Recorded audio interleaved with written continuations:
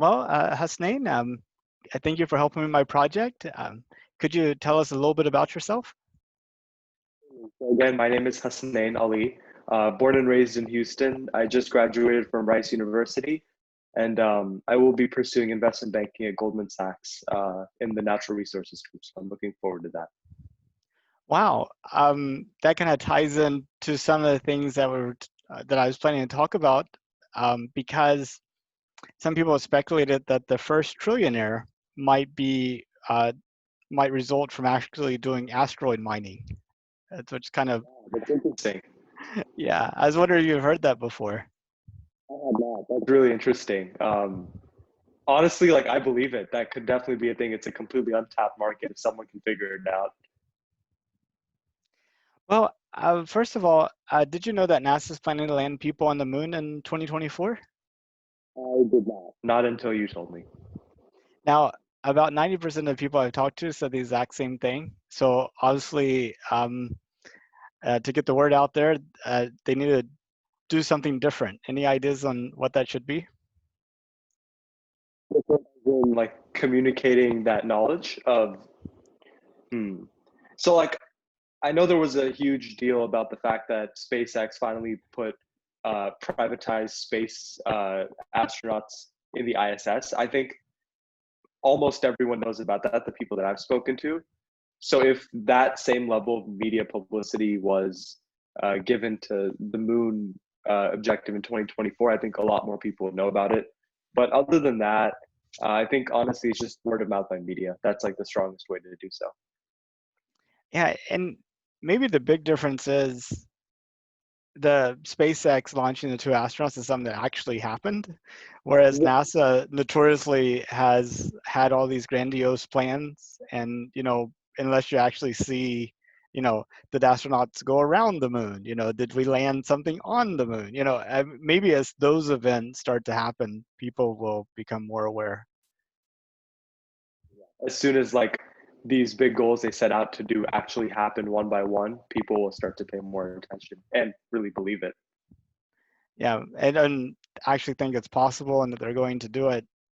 But what do you think about space exploration? I think it's a really, really interesting concept and event that I feel like back in the times of the moon landing and the Apollo 11 and like when Sputnik and the space race was happening, there was more hype surrounding it, but it's kind of died down since. I think the idea of going to the moon is just incredible. I'm someone who loves like exploration and just seeing new things. So like I love camping in national parks. I love visiting new sites. The one site that I do hope to visit in my lifetime is to see like the marble of Earth from the moon or from space. And so I think it's a really cool concept. Um, I think it's kind of necessary. Like we're doing as much as we can on Earth, and while there is a lot of undiscovered stuff on this planet, such as like the bottom of the ocean, I think expanding horizons is just like a natural succession of humans becoming more curious and capable. So if you look out 500 years, do you think humanity's expanded beyond the Earth? And how far do you think we could get in 500 years? Based on what I've read, even moving to Mars alone would be really difficult just because these planets are not habitable at this point. Um, like I remember seeing Elon Musk's interview with I think Jimmy Fallon saying that you'd have to nuke the planet a couple of times to make it warm enough to live on. So I think maybe in 500 years, the farthest we'd go, if anything, would be Mars. I think a more important thing that would happen first in like the next 100 to 200 years is finding a way to live more sustainably on Earth first. So once we've like kind of reached our capacity with Earth, whether that be through sustainable farming or food growth or like targeting these bigger problems here first, I think it's definitely possible that later on we might move on to Mars. Now, Elon is really committed to Mars, as you mentioned.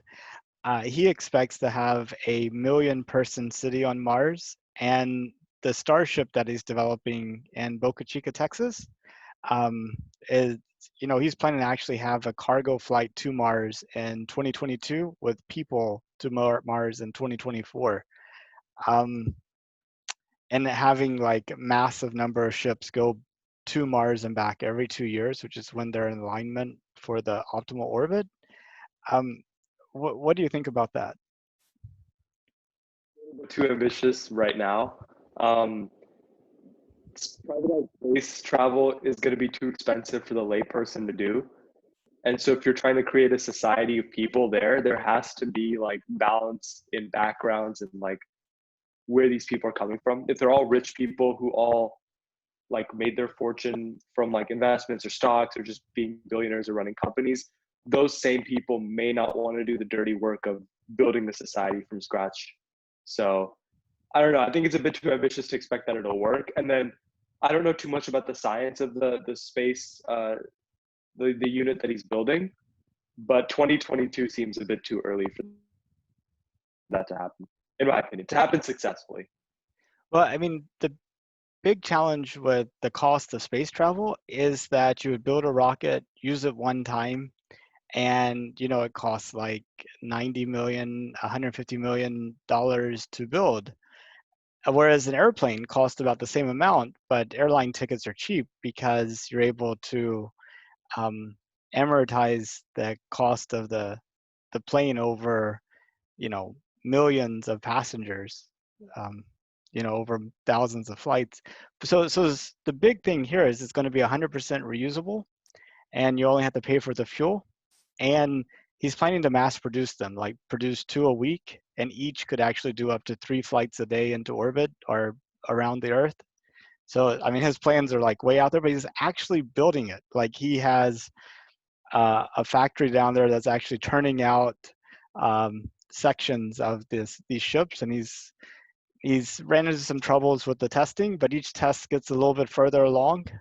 Um, Between the first attempt of launching into orbit on that SpaceX Crew Dragon and the Saturday they actually launched, they had a huge explosion in Boca Chica, Texas, from one of the Starship articles. Like they had this quick disconnect thing that apparently leaked, and a whole bunch of liquid methane just came out of the ship, and people could hear it like 20, 30 miles away.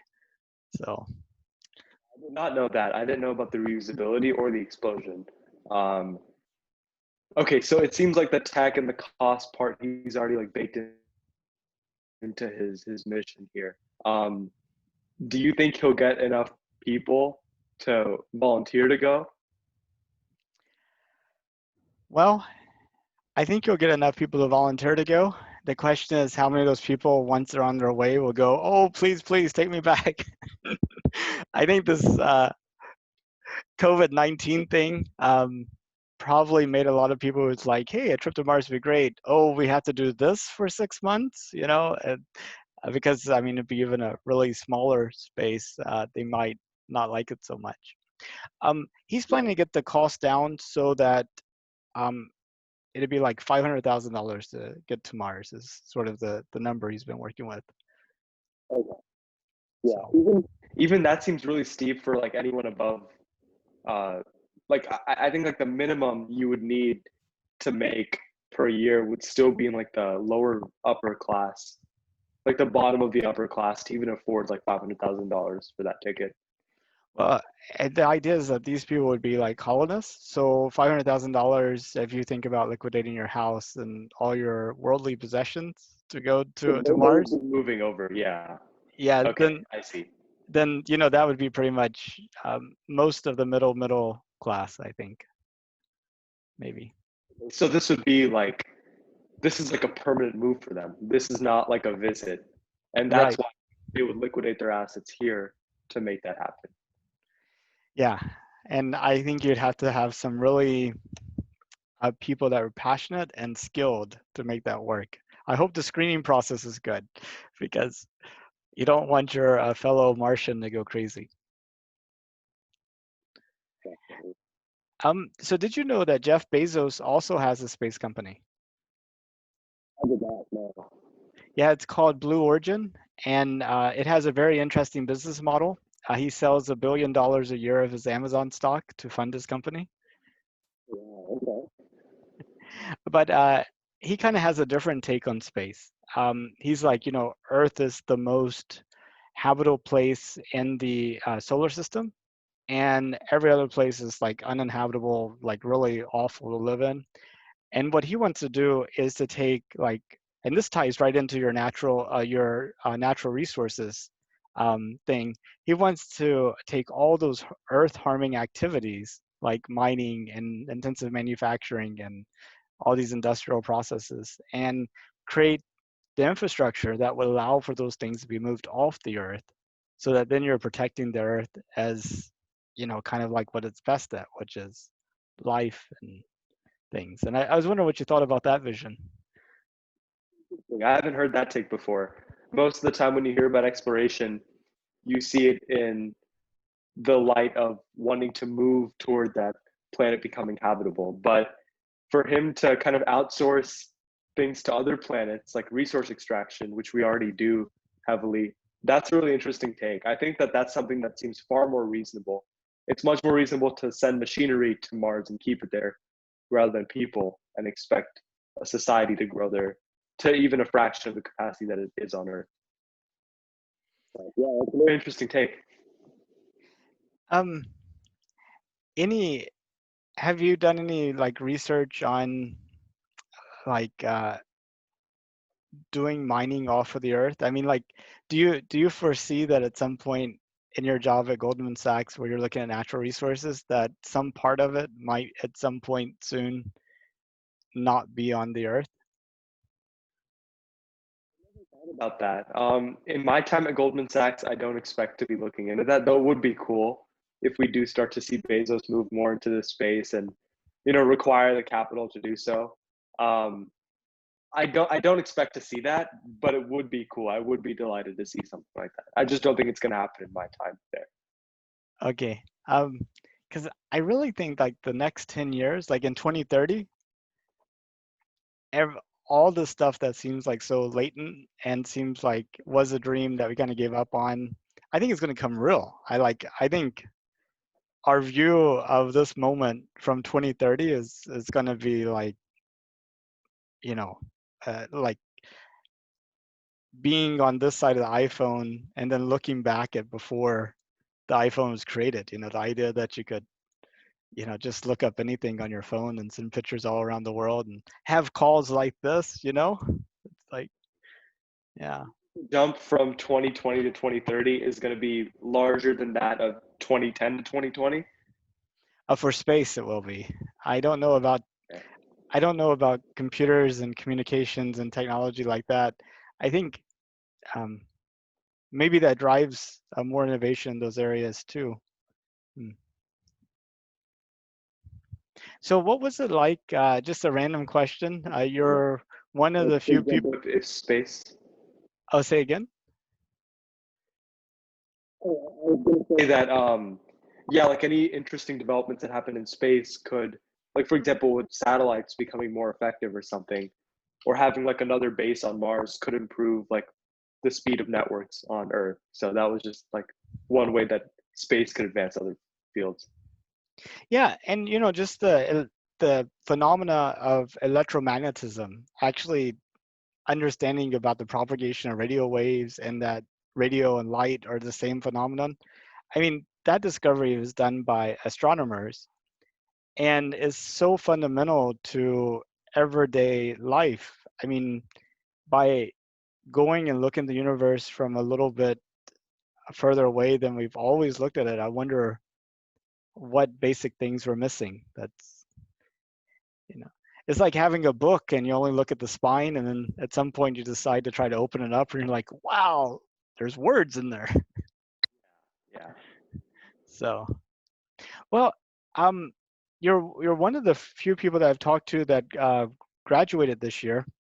I was wondering if you could talk a little bit about like the graduation process of this whole COVID-19 thing. Um, I imagine it was quite a bit different than what you were expecting.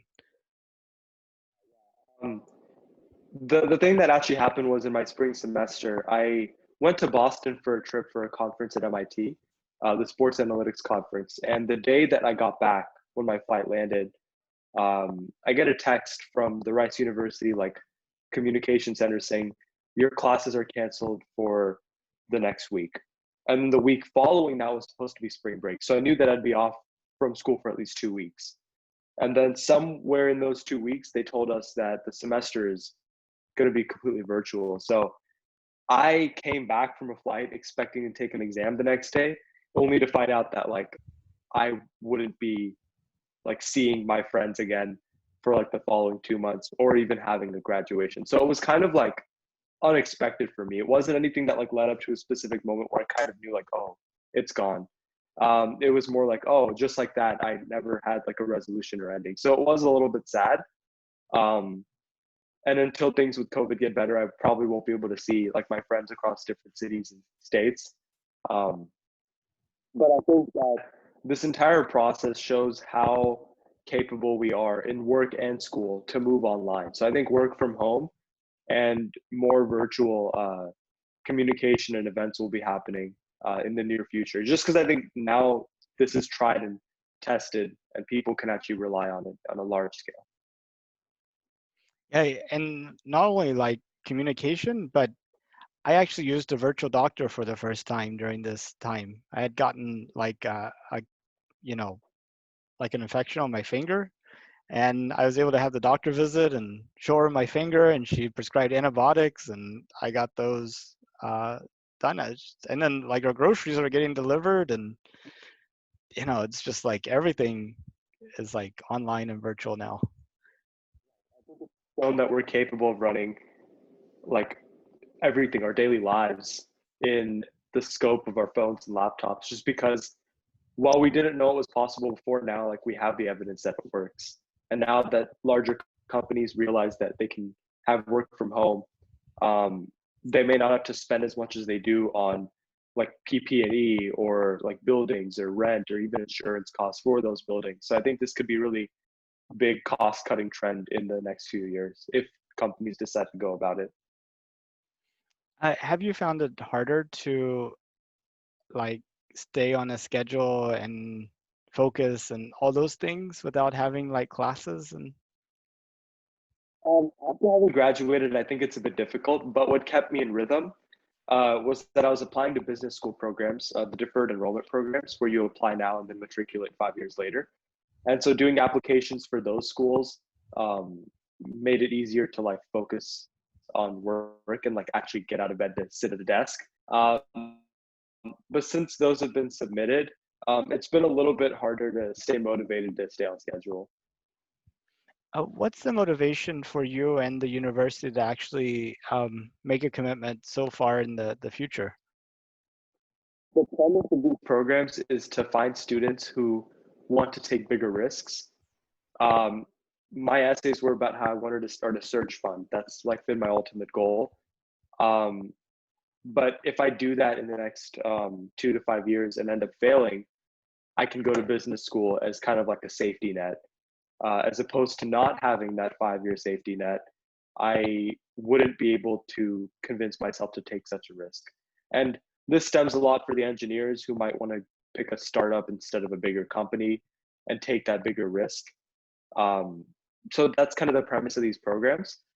And it's a little bit mind boggling to me that they'd be willing to commit to a student 5 years in advance.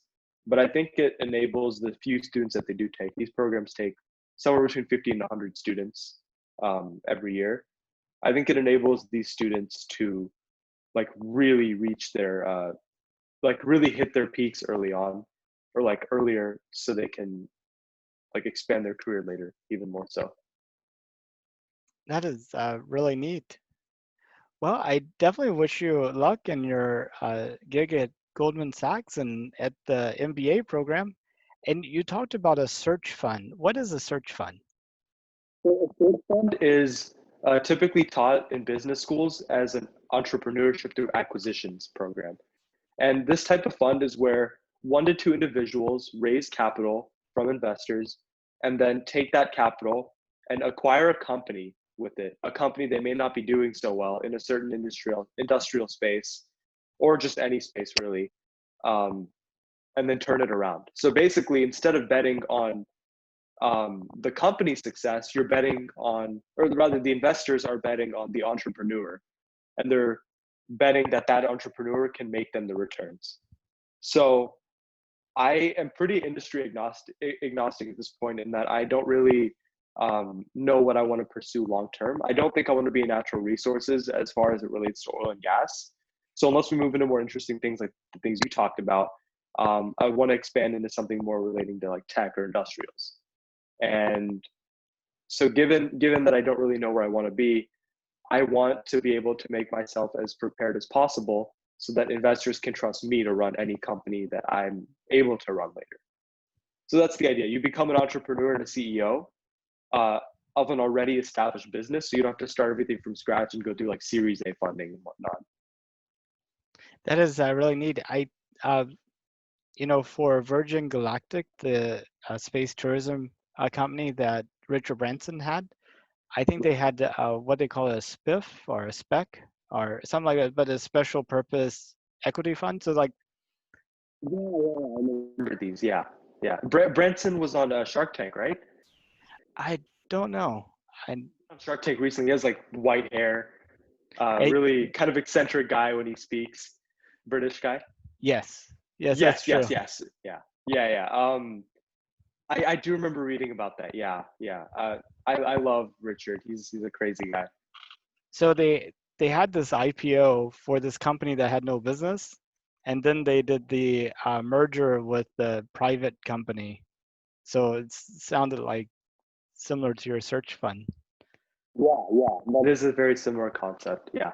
But the idea of the search fund is very focused on like betting on the entrepreneur. That's the idea. Entrepreneurship through acquisition, being able to run a company without having to start it from the ground up. Is it sort of like what Warren Buffett does with his Berkshire Hathaway?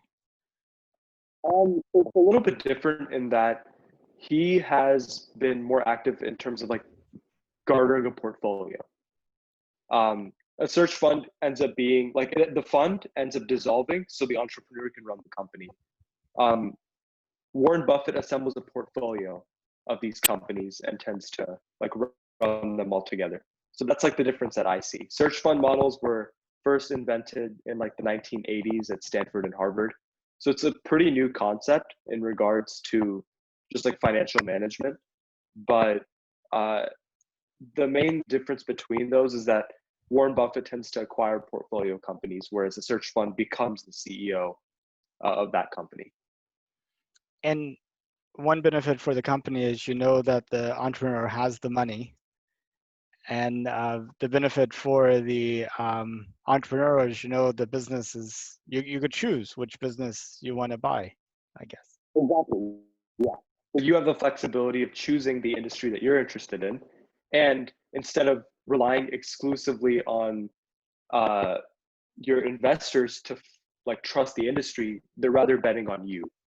So if you think you can like create those returns, then you're acquiring that money before you've even picked an industry. So you have that money behind you without exposing your investors to the risk of certain industries. Like you get to evaluate all of that. Do you know if there are a lot of search funds currently out there right now? Um, Typically, it's like MBA students who just graduated, and that's the risk they're willing to take. I met one from Duke. He just graduated from Fuqua, and he started one. And then I met one, the person that actually did the Harvard Business School info session at Rice. He lives in Houston now, and he is also like a search fund owner. So I don't know too many people that do it or how prevalent that model is in finance now, but it's definitely grown, especially in the past 5 to 6 years. Is there like a website of people with search funds that are looking for financing, or um, Um, I'm not sure. I'm not sure. I can look into that. Are you interested in becoming an investor? yeah, it seems like a really neat thing. So I can look into that. If I find something, I'll get back to you. But it does seem like a good way to kind of get into that side of finance. If not as the entrepreneur, then at least as an investor. I mean, I can imagine a website where you sort of have their track record in terms of MBA school and papers they wrote and views on investing and all these other things, and you kind of take some bets on different search Yeah, funds. on different individuals and search funds. Yeah, that'd be an interesting concept. If it doesn't exist, that's something worth looking into, right? Yeah, it'd be like the Kiva, but for search funds. Yeah, Yeah, makes sense. Yeah. Yeah, I'll look into that and get back to you. Well, I really appreciate your time. Did you have any additional things to say before I stop the recording? All from you. Thank you for taking the time. Thank you.